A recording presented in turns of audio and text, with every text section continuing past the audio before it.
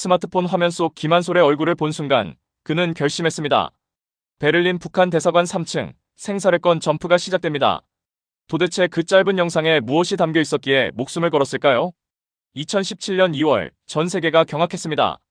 말레이시아 쿠알라룸푸르 공항에서 김정은의 이복형 김정남이 대낮에 독살당한 사건이 발생한 것입니다. VX라는 맹독성 신경작용제가 사용됐고 북한 공작원들의 치밀한 계획하에 실행된 암살이었습니다. 이 사건은 전 세계 북한 외교관들과 그 가족들에게 충격 그 자체였습니다. 백두혈통이라 불리는 김씨 일가의 직계 가족도 안전하지 않다는 것을 보여준 사건이었기 때문입니다.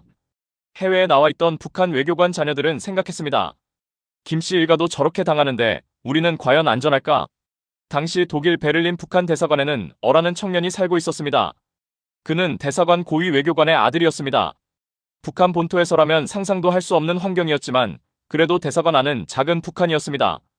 국가보위성 요원들의 24시간 감시, 철저한 통제, 자유라곤 찾아볼 수 없는 생활이었습니다. 어는 베를린이라는 자유로운 도시에 살면서도 정작 자유가 무엇인지 몰랐습니다. 대사관 밖으로 나가도 늘 누군가의 시선이 따라다녔고 독일 사람들과 자유롭게 대화하는 것조차 위험한 일이었습니다. 잘못된 말 한마디가 본국 송환으로 이어질 수 있었고 본국 송환은 곧 정치범 수용소를 의미했습니다. 그런 어에게 운명을 바꾼 순간이 찾아옵니다. 김정남 암살 직후 그의 아들 김한솔이 세상의 모습을 드러낸 것입니다. 천리마 민방위, 나중에 자유조선으로 알려진 비밀 조직이 공개한 영상이었습니다. 김한솔은 여권을 들어보이며 차분하게 말했습니다. 내 이름은 김한솔입니다. 제 아버지가 며칠 전에 돌아가셨습니다. 지금 저와 가족은 안전한 곳에 보호받고 있습니다. 어에게 그 영상은 단순한 생존 신고가 아니었습니다. 엄청난 충격이었습니다. 김씨 일가의 직계 혈족, 북한 체제에서 가장 높은 신분의 사람도 목숨을 걸고 탈출해야 하는 상황이라면 자신 같은 사람은 과연 안전할 수 있을까요? 어는 밤마다 그 영상을 떠올렸습니다. 김한솔의 침착한 표정, 여권을 보여주는 손, 그리고 그가 전하는 메시지. 이 모든 것이 어에게는 하나의 신호였습니다. 탈출할 수 있다. 이 체제에서 벗어날 수 있다. 누군가는 이미 성공했다. 북한 체제는 공포로 유지됩니다. 탈북은 불가능하다는 믿음, 잡히면 끔찍한 처벌을 받는다는 공포, 가족까지 연좌제로 처벌받는다는 두려움. 이 모든 것이 사람들을 묶어두는 보이지 않는 사슬입니다. 하지만 김한솔의 영상은 그 사슬에 금이 가게 만들었습니다. 어는 조심스럽게 정보를 수집하기 시작했습니다. 자유조선이라는 조직은 어떻게 김한솔을 구출했을까? 어떤 경로로 탈출했을까? 자신도 도움을 받을 수 있을까? 위험천만한 생각이었습니다. 대사관 내부는 도청 장치로 가득했고 컴퓨터 사용 기록도 모두 감시당했습니다. 하지만 어는 포기하지 않았습니다. 베를린이라는 도시는 역설적이게도 탈출의 가능성을 보여줬습니다. 제2차 세계대전 이후 동서로 분단됐다가 통일된 도시. 베를린 장벽이 무너지고 자유를 찾은 도시. 어는 매일 대사관 창밖으로 자유롭게 오가는 베를린 시민들을 바라봤습니다. 저 사람들은 아무런 두려움 없이 걷고 있다. 말하고 싶은 것을 말하고 가고 싶은 곳에 간다. 나도 저렇게 살 수 있을까? 몇 달간의 고민 끝에 어는 극비리에 자유조선과 접촉하는 데 성공합니다. 정확한 방법은 보안상 알 수 없지만 암호화된 메시지와 은밀한 만남을 통해 탈출 계획이 수립됐습니다. 자유조선 측은 어의 상황을 면밀히 분석했고 탈출 가능성을 검토했습니다. 가장 큰 문제는 대사관을 빠져나오는 것이었습니다. 정문은 24시간 경비가 서 있었고 CCTV가 모든 것을 감시했습니다. 후문도 마찬가지였습니다. 공식적인 출입구를 통한 탈출은 불가능했습니다. 유일한 방법은 창문이었습니다. 어가 머물던 숙소는 대사관 건물 3층이었습니다. 지상까지 약 4m. 높지 않은 것 같지만 잘못 떨어지면 다리가 부러지거나 척추를 다칠 수 있는 위험한 높이였습니다. 이 이야기에는 가슴 아픈 진실이 하나 더 숨어 있습니다. 어의 아버지에 관한 이야기입니다. 어의 아버지는 대사관에서 중요한 직책을 맡고 있던 고위 외교관이었습니다. 평생을 북한 체제에 충성하며 살아온 사람이었습니다. 하지만 그는 아들의 탈북 계획을 눈치채고 있었습니다. 북한에서 가족 중 한 명이 탈북하면 어떻게 될까요?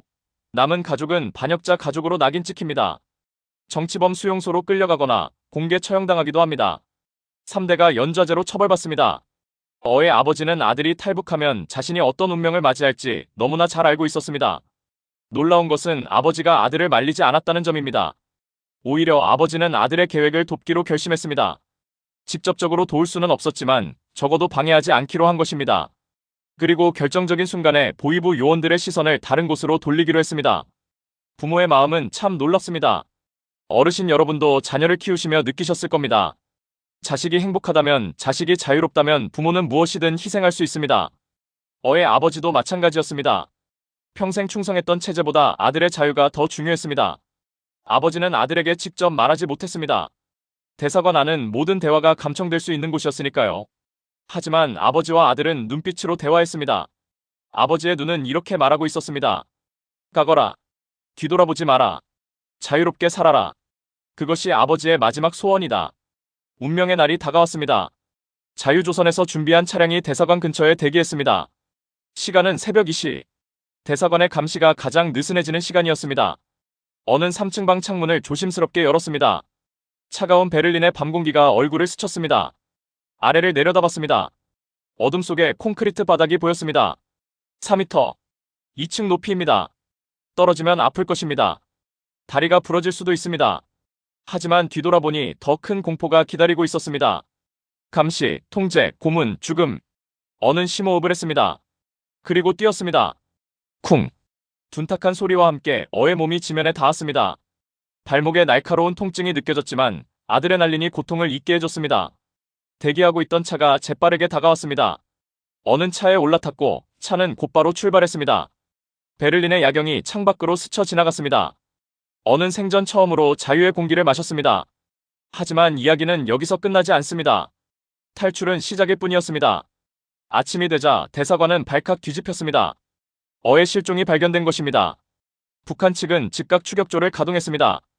독일 경찰에게도 협조를 요청했지만 독일 정부는 북한의 요구를 받아들이지 않았습니다. 어를 태운 차량은 독일 아우토반을 달려 폴란드 국경으로 향했습니다. 뒷좌석에 앉은 어는 끊임없이 뒤를 돌아봤습니다. 북한 요원들이 뒤쫓아오고 있을지도 모른다는 공포가 그를 사로잡았습니다.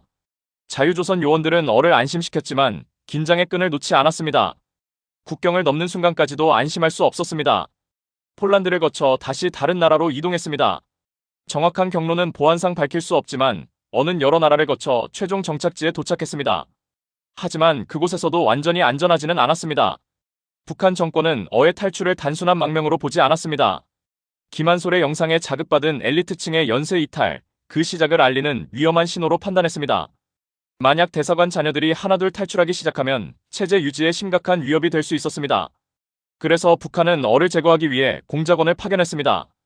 어는 정착 이후에도 수년간 북한 요원들의 암살 위협에 시달렸습니다.